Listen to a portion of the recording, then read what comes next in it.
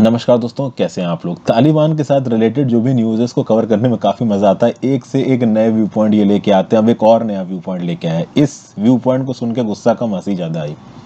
जो लोग भी सोच रहे थे कि हाँ भाई, तालिबान की जो गवर्नमेंट आएगी बहुत इंक्लूसिव होगी, वुमेन के प्रति बहुत फोर्थ गिविंग होगी, यहाँ सब गलत हो गया है। ओवरऑल जब ये आपका अफगानिस्तान का ही एक मीडिया आउटलेट है टोलो न्यूज़ ने तालिबान के स्पोक्स पर्सन सैयद जकरुल्लाह हाशिमी से कुछ सवाल पूछे। इनसे पूछा गया और पूरे दुनिया में इस बारे में बात की जा रही है कि अफगानिस्तान की कैबिनेट में एक भी वुमेन मिनिस्टर नहीं है, तो आप वुमेन मिनिस्टर क्यों नहीं लेके आओ। तो उसके बदले में इनका जवाब क्या निकल के आता है कि वुमेन मिनिस्टर नहीं बन सकती। आप उनकी गर्दन के ऊपर एक ऐसी चीज मत डालो जिसका वो भार नहीं उठा सकती। वो सिर्फ बच्चे पैदा करने के लिए केवल सिर्फ बच्चे पैदा करें। अब ये जो माइंडसेट है ना, ये माइंडसेट कुछ कुछ उस समय की याद दिलाता है जब हम लोग आज़ाद नहीं थे, मुगलों के एरा के समय पे थे या ब्रिटिश ऑक्यूपेशन के समय पे थे, और जब किसी एक हस्बैंड की मौत हो जाया करती थी तो उसकी वाइफ को उसके साथ जला दिया जाता था। तो उस समय की सोसाइटी में इस प्रकार की थॉट प्रोसेस थी कि हाँ भाई, वुमेन बिल्कुल मेल पे डिपेंडेंट है। अगर वुमेन जिंदा नहीं, मतलब मेल जिंदा नहीं, तो वुमेन को भी खत्म करो। मतलब ये सिर्फ बच्चा पैदा करने के लिए, ओवरऑल घर वगैरह देखने के लिए। तो यहाँ पे साफ साफ एकदम स्टेटमेंट निकल के आ गया कि भैया ये कैबिनेट में नहीं आ सकती हैं। तो इंटरव्यूअर ने इनको काउंटर किया। अभी अफगानिस्तान की न्यूज़ चैनल का इंटरव्यू काउंटर कर रहा है, यही बड़ी बात है। उन्होंने बोला भाई, वुमेन तो 50% ऑफ द पॉपुलेशन है, आप ऐसा कैसे बोल सकते हैं। तो तालिबान ने बोला कैसा 50%, कौन से 50% की बात कर रहे हो।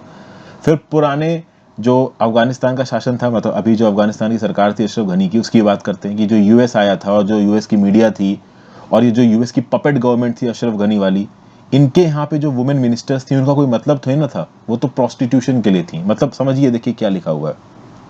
ये साफ साफ ये बोल रहे हैं कि पहले जो वुमेन कैबिनेट में बैठती थी वो करती कुछ नहीं थी, वो बस नाम के लिए बैठती थी। It was anything but prostitution, मतलब प्रोस्टिट्यूशन घुसेड़ दिया यहाँ पे। मतलब पहले जो वुमेन रिप्रेजेंटेटिव सच में कैबिनेट में बैठी थी उनको इनडायरेक्टली इन्होंने यहाँ पे प्रोस्टिट्यूट बोल दिया है। तो फिर इंटरव्यूअर ने इनको काउंटर किया कि भाई इसका क्या मतलब है कि सारी अफगान वुमेन प्रोस्टिट्यूट है। तो बोल रहे नहीं नहीं, सारी अफगान वुमेन प्रोस्टिट्यूट नहीं है। ये जो 4 लेडीज आपका धरना प्रदर्शन कर रही है सड़क पे खड़े होके, ये पूरी अफगानिस्तान की वुमेन की रिप्रेजेंटेटिव नहीं है। मतलब इनका ये बोलना है कि जो काबुल की सड़कों पर रिप्रेजेंटेशन हो रहा है, मतलब धरना प्रदर्शन हो रहा है, प्रोटेस्ट हो रहा है, इसमें जो भी वुमेन प्रोटेस्ट में पार्टिसिपेट कर रही हैं, they are not the voice of women of Afghanistan. तो फिर इनसे पूछा गया कि फिर आपके हिसाब से वुमेन ऑफ अफगानिस्तान कौन है। तो इनका बोलना है कि वुमेन ऑफ अफगानिस्तान वो है जो अफगानिस्तान के लोगों को जन्म दे और उनको इस्लामिक एथिक्स के हिसाब से एजुकेट करे। अभी इस्लामिक एथिक्स के हिसाब से एजुकेट करने का क्या मतलब है। तो ओवरऑल पहले तो अफगानिस्तान ने बोला था कि हाँ भाई, तालिबान ने बोला था कि हाँ भाई, हम लेडीज को पढ़ने देंगे। तो पढ़ने तो देंगे, अभी भी यूनिवर्सिटी में जाके पढ़ेंगी, क्लासेस अलग होंगी, मेल्स की, फीमेल्स की अलग होंगी। और मोस्ट प्रॉब्ली अगर इनका जॉब ये है कि ये बच्चों को पढ़ाएं एथिक्स, वो भी इस्लामिक एथिक्स, तो शायद क्लास में भी इनको इस्लामिक टीचिंग ही दी जाएगी। कोई मॉडर्न वेस्टर्न लिटरेचर या इस प्रकार का कोई सब्जेक्ट पढ़ाया जाए, इसके चांसेस यहाँ पे ना के बराबर हो गए। तो ओवरऑल जो वुमेन राइट्स और माइनॉरिटी राइट्स का यहाँ पे बात की जा रही थी, जो भी थोड़ी बहुत उम्मीद की जा रही थी, यहाँ पे बिल्कुल पूरी तरीके से खत्म हो गई है। ये साफ साफ इनके ऑफिशियल स्पोक्स पर्सन ने कह दिया है। और एजुकेशन मिनिस्टर ने क्या कहा था ये तो मैंने कल ही वीडियो बना के आपको बताया था। फॉरेन रिलेशंस के हेड पे एक और स्टेटमेंट निकल के आ रहा है यहाँ पे तालिबान का। तालिबान ने बोल दिया कि हम दुनिया के हर कंट्री के साथ रिलेशन रखेंगे, बस इसराइल के साथ रिलेशन नहीं रखेंगे। इसराइल को इन्होंने रिकॉग्नाइज करने से मना कर दिया। बहुत सारी इस्लामिक कंट्रीज है जो कि इसराइल को रिकॉग्नाइज नहीं करती, most probably over the issue of Palestine या इसराइल के साथ रिलेशन बनाने को मना कर रहे हैं। हाइपोक्रेसी एट इट बेस्ट है। मुस्लिम्स के रिप्रेजेंटेटिव मानते हैं अपने आप को, लेकिन ईटीआईएम मूवमेंट चाइना की बिल्कुल बात नहीं करते हैं। और शायद ईरान के साथ इनके रिश्ते इसीलिए अच्छे हो रहे हैं क्योंकि आपको पता है कि ईरान बहुत हद तक एंटी इसराइल है।